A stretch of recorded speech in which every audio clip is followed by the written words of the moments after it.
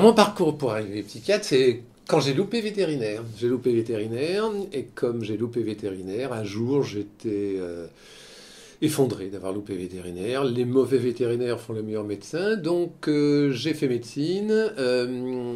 Médecine, ça m'a barbé. Franchement, ça m'a barbé. Jusqu'au jour où j'ai vu en garde un Holibrius, atypique, marginal, sympa. J'ai demandé à l'infirmière qu'est-ce que c'était. Elle m'a dit c'est le psychiatre. J'ai dit je vais faire psychiatre. Parce qu'au moins là, j'ai l'impression de faire de la médecine et de pouvoir partir un peu n'importe où.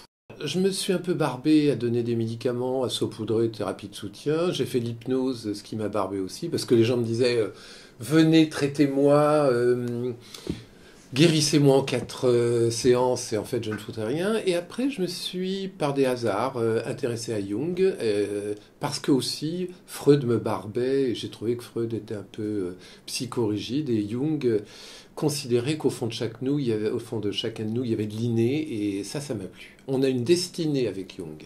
Jung, lui, il associait... La différence justement entre Jung et Freud, c'est qu'il associait la psychanalyse de Freud, ensuite il l'associait à l'histoire des religions, il l'associait à l'hermétisme, il l'associait aux scientifiques, il côtoyait Einstein, il côtoyait Pauli, ça les gens ne le savent pas. Donc il était universel, et on se rend compte que dans les grands Manitou de la mécanique quantique, Heisenberg, Schrödinger, Bohm, etc., on retrouve des valeurs de l'inconscient collectif de Jung.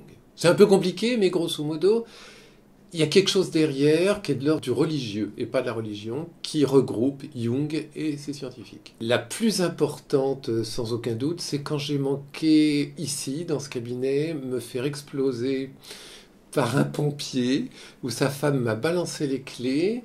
Et elle m'a dit, tu ne rentreras pas ce soir, je donne les clés au psychiatre. Et lui, il a tout pété ici, et ça m'a marqué dans le sens où je me suis dit, je suis plus fait pour ça. Alors, le premier livre, c'était pour flatter mon ego. Je pense que la plupart du temps, c'est une autobiographie.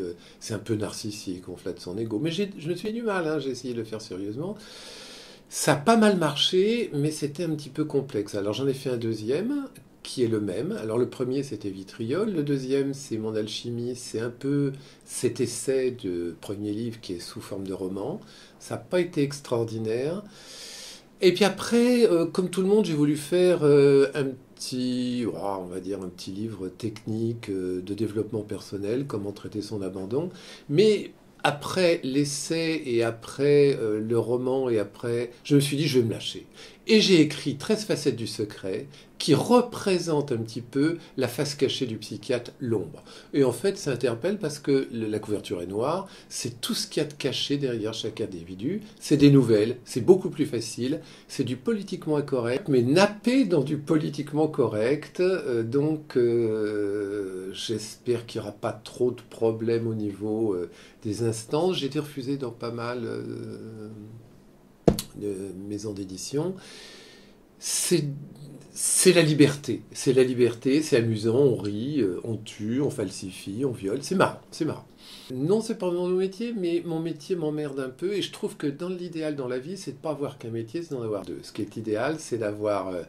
Alors en France, quand on fait plusieurs métiers, c'est mal vécu, mais je trouve que ce qui est bien, c'est d'être psychiatre. Et, par exemple, l'idéal, c'eût été d'être psychiatre et vétérinaire. Alors là, je suis psychiatre et j'écris de temps en temps. Comme c'est long à faire un livre, hein, ça dure quand même 3-4 ans quand on travaille à côté, comme je fais du sport, du bowling.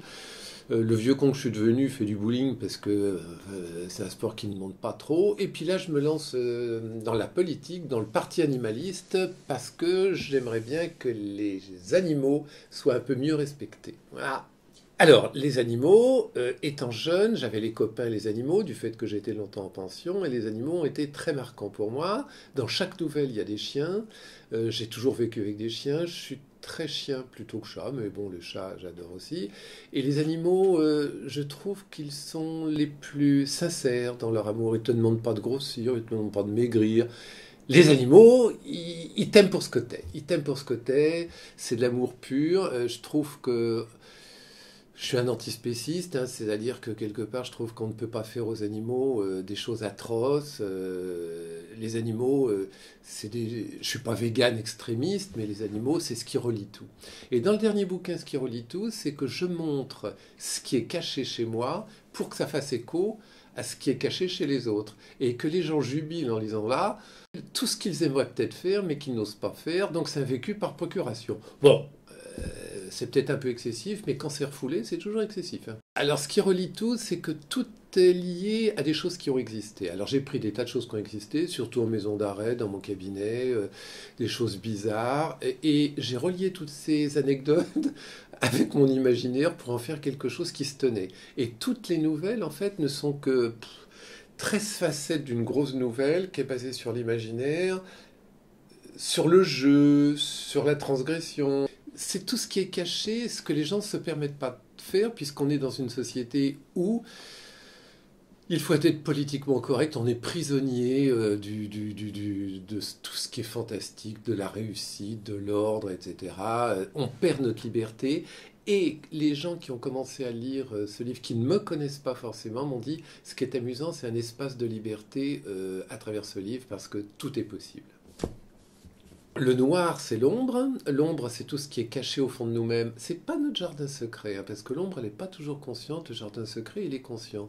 L'ombre, c'est tout ce qu'on a refoulé, qui est moche, qui est dégueulasse, qui est pour nous, mais qui peut être normal pour l'autre. Et c'est tout à travers ma carrière de psychiatre, ce que j'ai refoulé et que j'ai structuré dans un livre qui peut choquer. Ça choque, mais bon... ça choque, mais c'est amusant. Et ça se prend au sérieux sans se prendre au sérieux. C'est un drôle de mélange, quoi. Bah, parce que 13, tous les gens ont peur du 13. Facette, parce que il y a la transgression, il y a le jeu, il y a la polygamie, il y a le meurtre, il y a le viol, il y a le rêve, il y a le monde onirique, il y a les synchronicités, il y a les hasards. Et toutes ces facettes représentent la totalité d'une partie de moi-même, de mon ombre, mais qui est très proche de l'ombre des gens, quoi, en fait. Quand on voit ce qui se passe dans le monde, elles sont pas trash.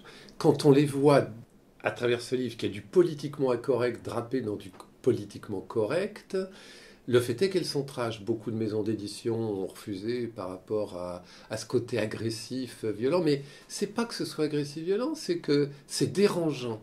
Ce bouquin est dérangeant et en même temps amusant. Ce bouquin est dérangeant, dérangeant, dérangeant et amusant. Et en même temps, il y a plusieurs lectures parce qu'il y a une lecture sympa et en plus, il y a une lecture qui interroge les gens en se disant mais parce que ce que je fais là-dedans, tout le monde a pensé le faire dans sa vie. Alors mon futur, c'est de militer au niveau du parti animaliste, sans tuer quand même. Oh, quoique, sans...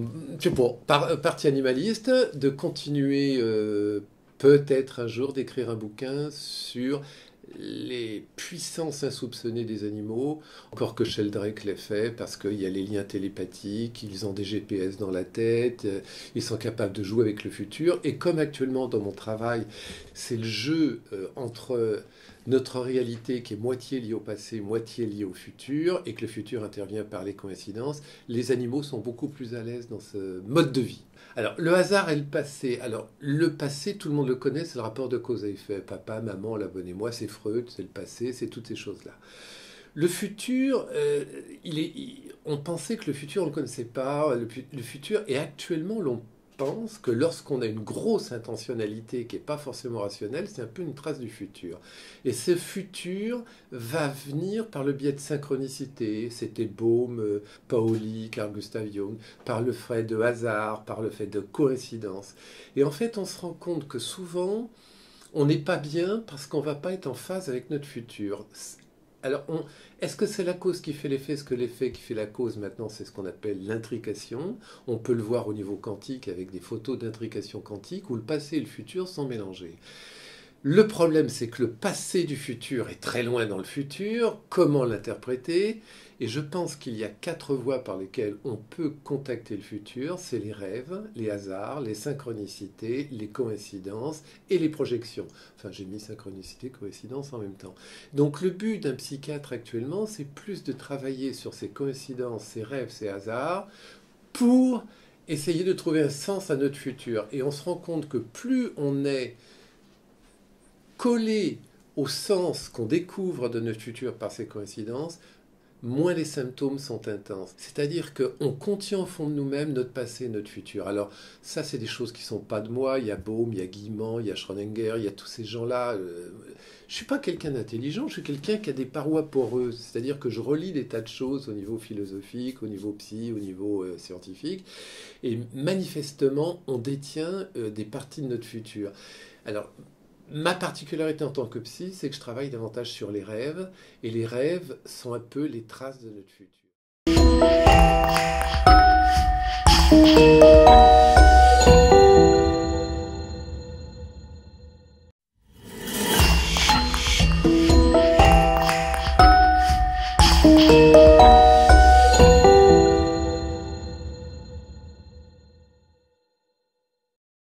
Ah bah, psychiatre, parce que j'ai pas piqué les animaux. Piquer les clients, c'est emmerdant. Hein. Ah bah les deux sont liés parce que actuellement on se rend compte que c'est la même chose, quoi. Ah bah Jung, parce que Freud, il a démarré le train, mais il s'est arrêté en cours de route. Hein. Alors l'écriture fait suite à la lecture. Il faut beaucoup lire pour écrire, je pense. Je pense écrivain parce que j'ai fait un essai, développement personnel, là des nouvelles, plus écrivain que romancier.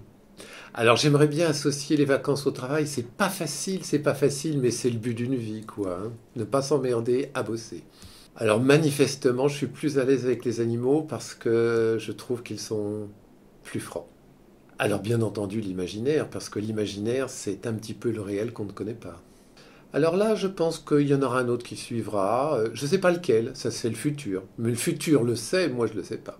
Je pense qu'on est constitué de noir et de blanc, c'est bien là le truc. Et le noir de mon noir à moi, c'est pas forcément le vôtre. Et le noir est vachement important, c'est mon bouquin, c'est 13 facettes du secret. Ah bah le hasard, la logique, c'est le rationnel, c'est has-been. Ah bah les femmes, bien sûr, parce que les femmes, c'est plus attractif, puis on peut se faire plaisir. Avec les hommes, c'est sympa aussi, mais c'est différent. Ah bah le futur, parce que le passé on le connaît, le futur c'est l'avenir, c'est la synchronicité, c'est ce qu'on ne sait pas.